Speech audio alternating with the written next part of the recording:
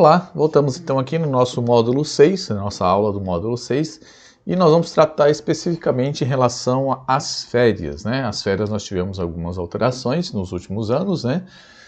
Desde 2017 nós tivemos a reforma trabalhista e trouxe algumas mudanças bastante significativas em relação às férias, né? Vamos ver como que trata então, como que a gente se comporta em relação às nossas férias a partir de agora.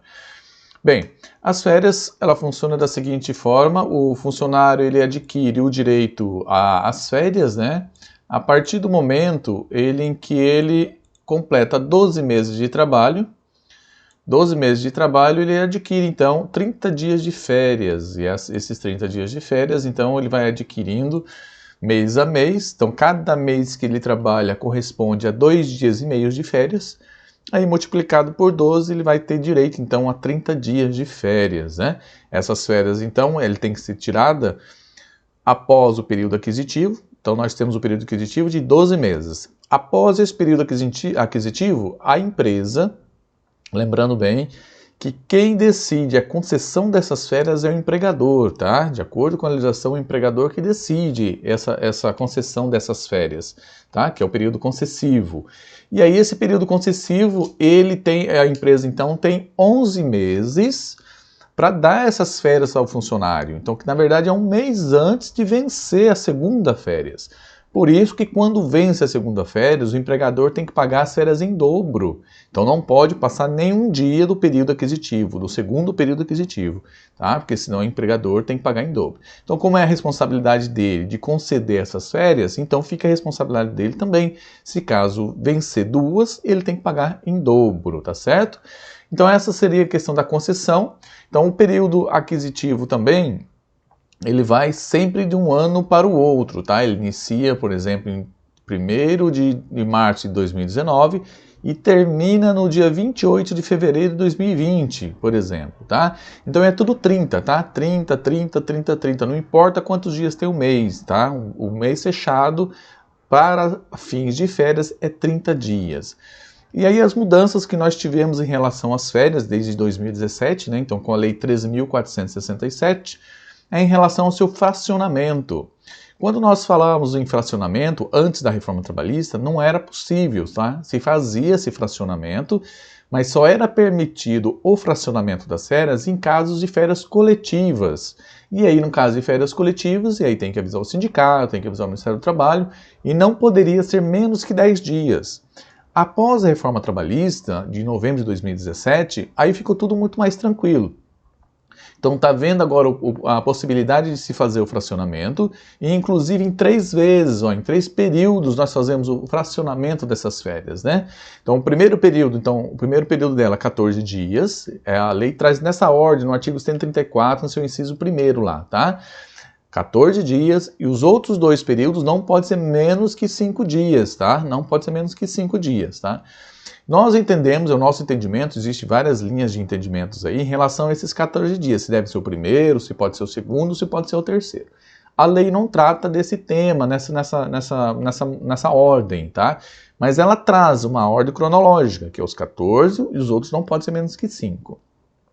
E aí, levando por analogia em relação à OIT, que é a Organização Internacional do Trabalho, nós entendemos que os 14 dias deve ser o primeiro, porque o funcionário tem que descansar. É o período maior dele, porque no período aquisitivo de 12 meses, ele tem direito ao descanso.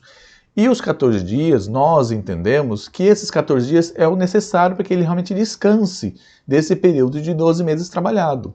Tá? Mas assim, são linhas de entendimentos, vai aí verificar o jurídico da empresa de vocês, as consultorias, né? Porque a lei não traz explicitamente que esses 14 têm que ser o primeiro, mas no nosso entendimento a gente acredita que sim, que os 14 dias devem ser os primeiros, justamente ele poder descansar, tá bom? Muito bem.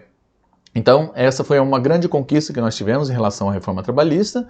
E a outra situação que veio também sanar grande dúvida era quando que o funcionário poderia estar saindo de férias. Qual que era o momento?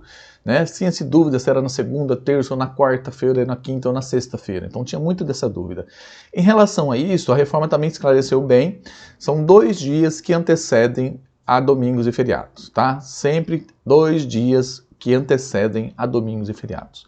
Então, teoricamente, hoje nós podemos entender que o funcionário ele pode sair de férias na sexta-feira, né? Então, sexta, e sábado. São 2 dias que antecedem o domingo, né?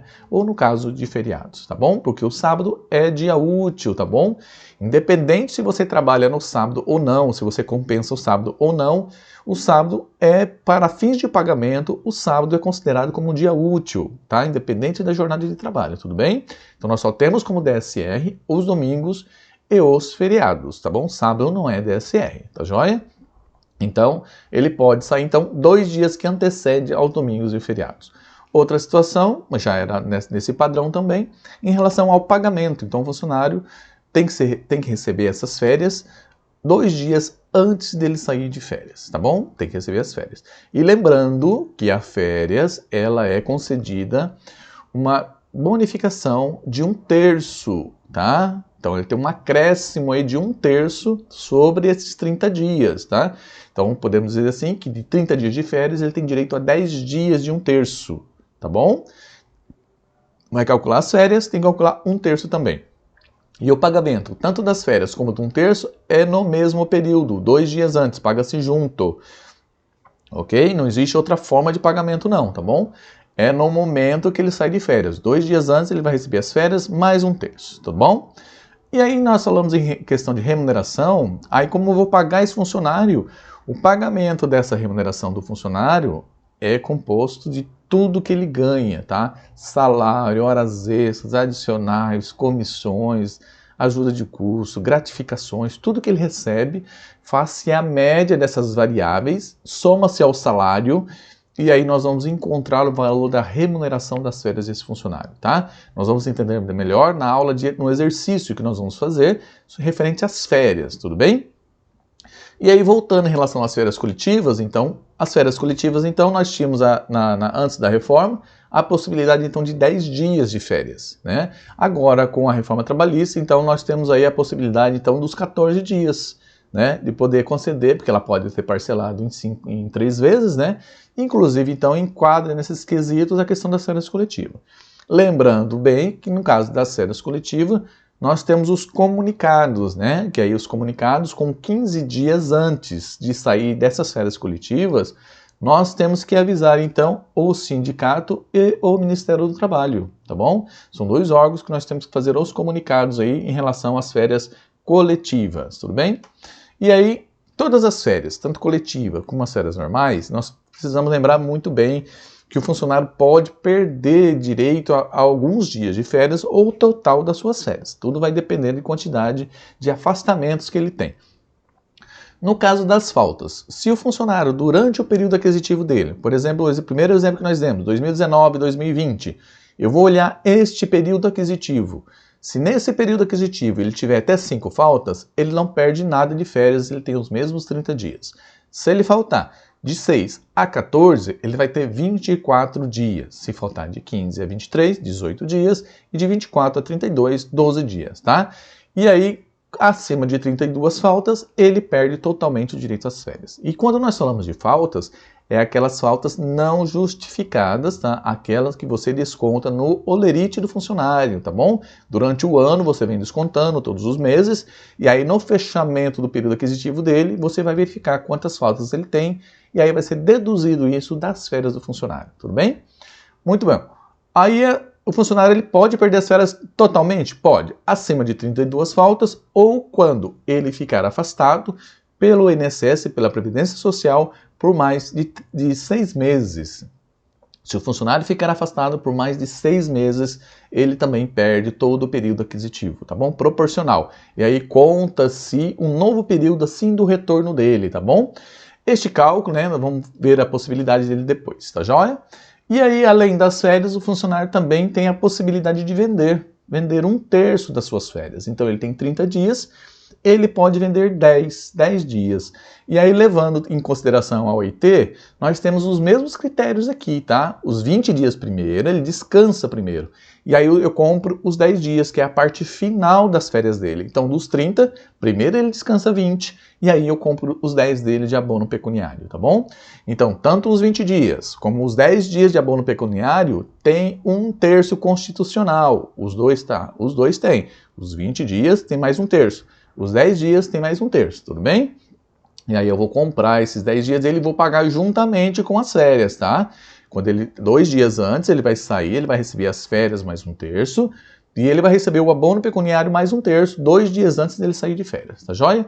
Uma grande vantagem para a empresa é que esses 10 dias não tem impostos, não tem INSS, não tem fundo de garantia e não tem imposto de renda. Então é bom para o funcionário, é bom para a empresa também, porque ela tem menos tempo de afastamento do trabalhador, menos tempo de ficar pagando serviço temporário, que muitas vezes acaba se contratando serviço temporário para cobrir esse trabalhador, então ele vai voltar antes, então a empresa também tem essa vantagem. E o funcionário, quando ele volta, ele ainda trabalha mais 10 dias, né? E aí ele ainda tem um saldo a receber.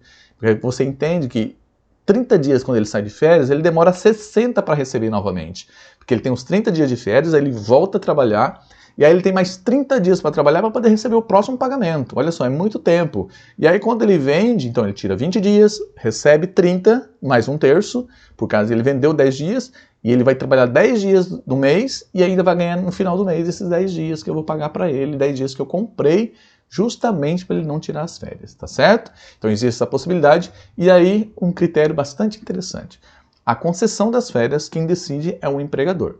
Agora, a venda do abono pecuniário, quem decide é o empregado, e a empresa tem que acatar, tá certo? Ele que decide, a empresa tem que acatar, ela deve aceitar essa concessão sem objeção, tudo bem? Está na legislação, lá no artigo 134, a questão do abono pecuniário, nós tratamos dessa forma, tá? Aí, para a empresa é bom, não vejo necessidade da empresa querer questionar ou querer levar esses casos adiante em relação à venda desses 10 dias, porque é bom para os dois, é bom para a empresa, é bom para o empregado, né? Ela zera o período aquisitivo dele e, além de tudo, o funcionário também não paga imposto e a empresa também não paga imposto. Eu creio que é um ganha-ganha, né? Os dois acabam ganhando nessa venda dessas férias, né? O funcionário volta antes, né? E a empresa tem condições de estar retomando as suas atividades na normalidade com essa situação de vender os 10 dias antecedentes, tá bom? Joinha? Então essa é a questão das férias, o que nós temos na legislação é isso aí. Então aqui está o modelozinho da solicitação, então o funcionário faz a solicitação 15 dias antes do seu período aquisitivo vencer, né?